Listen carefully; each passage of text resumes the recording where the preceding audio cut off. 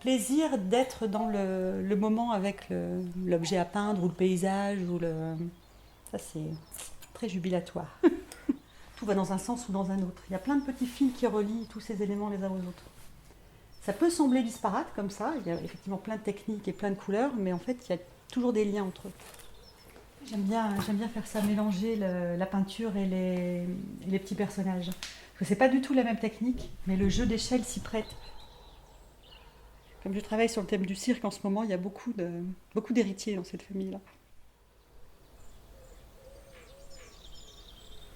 Et ce qui est amusant pour justement avoir beaucoup de combinaisons possibles, c'est de marier plusieurs techniques, comme ici la pâte Fimo qui viendra rajouter du motif, le travail du fil de fer, le jeu des couleurs, dans lequel on peut aussi rajouter encore des motifs tissus sur l'oiseau.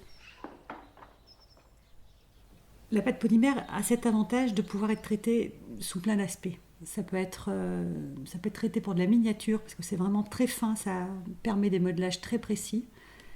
C'est assez plastique, ça peut s'imprimer, ça peut se découper, enfin, les possibilités sont vraiment très très très très larges.